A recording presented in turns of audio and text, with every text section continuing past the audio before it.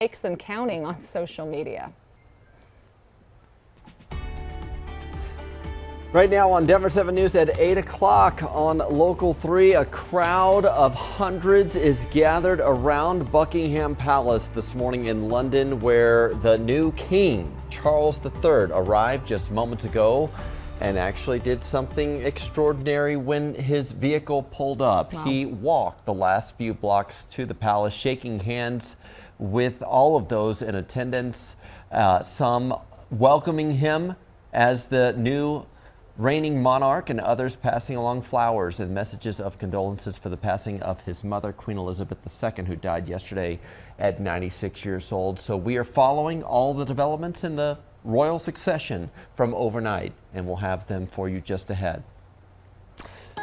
As we take a live look outside from our Mile High camera, it's a cooler start to the day, and some rain chances should help with that fire risk as we monitor a fire up in Larimer County this morning. So let's get over to Lisa Hidalgo with the change that has been long anticipated here. Lisa. Yeah, we've been waiting for this day, right? All week long. Coming off of 3 record-breaking days to much cooler weather. A cold front now rolling through. You can see some of the showers here up across parts of northeastern Colorado. A little rain, even a little bit of lightning within a few of these cells. Things are dry, though, here along the I-25 corridor. And we're at this point in the 50s. We're going to see highs only in the upper 60s this afternoon.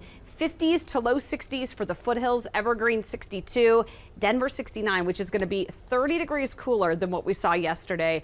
Much nice, more comfortable conditions to get outside. By noon, your dog walking forecast, we'll see a little buildup of cloud cover, 62 degrees by that point. A chance for some rain showers later today, more cloud cover for the evening drive, and then a chance for some scattered showers into early tomorrow morning. So we'll be in the mid 60s by about 5 to 6 o'clock. Now, when it comes to smoke, we're getting a break from some of the really thick and hazy skies, but we will see more of that smoke filtering back in once this front gets out of here, Jason, and we start to see more of that westerly flow. Yeah, it'll be nice to clear out some of the air. Right now, we do have still a problem with the W line out to the west side of town. RTD says they have a power outage of some sort that's affecting all the W line trains, and now they have a bus shuttle in place instead of using the W line out to the west. You could also use the 16 bus, which is the West Colfax bus, out there to and from Golden. Take a look at the drive out that way on the west side of town. Not too bad for us here this morning. A little bit of slowing on I-70 or on 6th Avenue. Colfax looks pretty good for us here this morning as well. Leftover traffic downtown, 270, I-70, and out to the east side of town is not too bad. One crash down to the south side. It's on Hamden, just a little bit west of I-25, right there at Happy Canyon. Also one that's on Sims, not too far from Quincy, coming up on that northbound side.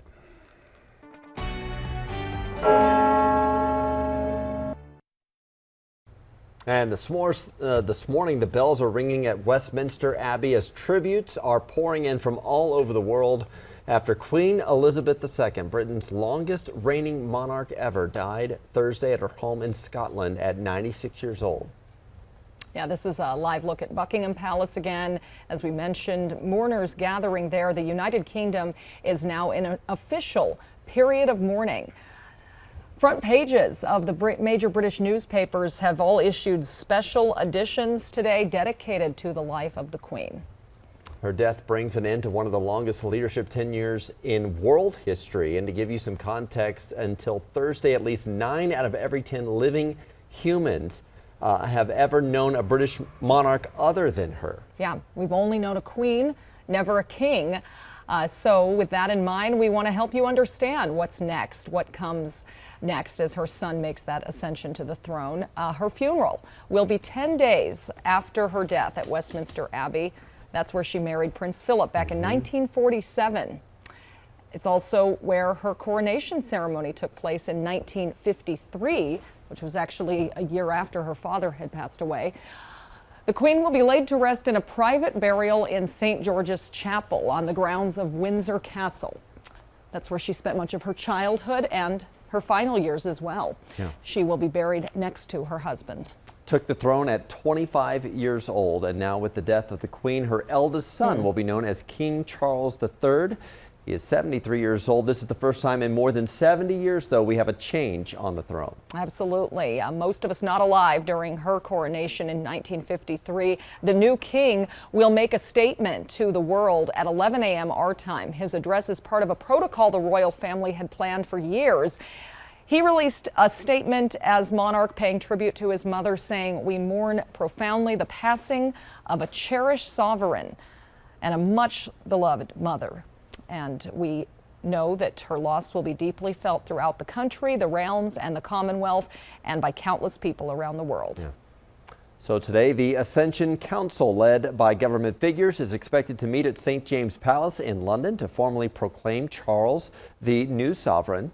As for his coronation ceremony, it will likely take several months to happen from now, because a lot has to happen up until then. The Queen's coronation took place 14 months after her father's death, again back in 1953. Charles and his wife Camilla will be crowned side by side. She will be known as the Queen Consort. The Queen made the request for that title back in February, the first time she publicly addressed her daughter-in-law's role in the future monarchy. First, though, we know that fire crews are working tirelessly to contain a fast-moving wildfire in northern Colorado. Larimer County Air Tracker 7 flew over this scene. This is near Ted's Place, about 15 miles north of Fort Collins, and you can see how much smoke there is and how wide the fire zone is. Look at the evacuation areas right here behind us here. The part in red is still under mandatory evacuations, while the sheriff's office downgraded the area in yellow to voluntary. Let's bring in Denver 7's Veronica Acosta now, because fortunately conditions are a little bit better this morning. They look a lot better than they did yesterday, Nicole. You really just missed it. 5 minutes ago, we saw about 5 fire department vehicles make their way up to the fire zone that we want to show you this morning, so you can get a better look at what they're going to be dealing with once they get up there. You see that scorched earth, right? It's that darker part of that hillside there. You also see something that's a little bit more reddish, maybe pinkish. That's the retardant that was dropped by those tankers and those helicopters yesterday to try and get a better hold of the fire. Now this morning, last night, we knew that the fire had burned 600 acres. It was still at 0% containment. And take a look at this video. This is a video from our helicopter that shows you kind of that aerial look into what the fire was looking like. You see the smoke there. You see some of the glow from the actual flames as well. Now we know multiple agencies were assigned to work the fire yesterday. Of course, they wanted so badly to be able to get it under control. Those helicopters and those tankers, they were also doing water drops, flames. There was a center for those people who had to seek shelter after they were evacuated to go and set up for the night. That's been closed as of this morning, according to the Red Cross. Now again, we just saw those fire personnel make their way up the hillside here. They're going to most likely go up and see what they're working with this morning. We spoke to someone earlier this morning who said they were really waiting for that light to come up to see what they were left dealing with. But definitely the cooler temperatures, the humidity in the air that we can feel up here have helped overnight. We're live in Larimer County. I'm Veronica. All right, thank you, Veronica. We'll keep you updated on the latest evacuation orders and the progress of firefighters. You can always get the latest on our website, denver7.com, and on the Denver 7 Plus app. Well, the NFL regular season is underway as of last night. The reigning Super Bowl champs, the LA Rams, though, were knocked off their pedestal early on by the Buffalo Bills. 31-10 was the final. You might have seen a familiar face on the Bills. Von Miller recorded 2 sacks against his former team. Yes, remember, Von was a Ram for a short time last season, won a Super Bowl. That's after the Broncos traded him away after a long stint here in Denver. So we are 3 days away now from the Broncos playing in Russell Wilson's highly anticipated debut in the orange and blue as the team heads up to Seattle to play his former team, the Seahawks, Monday night. National headlines have not been all that kind of Russell Wilson lately, with some Seattle sources calling him a declining quarterback. Of course, he hopes to prove them wrong. Our Broncos insider Troy Rank asked him how he's feeling about his return to his old stadium.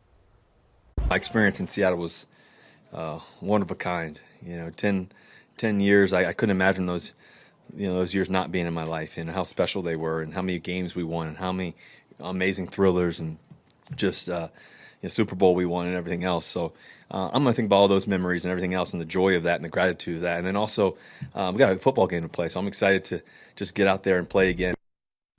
Well, history at least suggests Russell will do well Monday night. He has the best winning percentage of any quarterback in prime time with at least 20 starts. He also is undefeated in his last 3 season openers with 10 touchdowns and no interceptions. Hopefully he can keep that going. You can watch the Broncos and Seahawks over on Denver 7 Monday night. Pre-game coverage starts at 5, kickoff at 6:15, and then the post-game show will follow. Finally feeling like football season. Soon it'll be winter, though, when some of the earliest ski resorts say they're hoping to open. And the hometown heroes taking to the skies one more time thanks to a local nonprofit.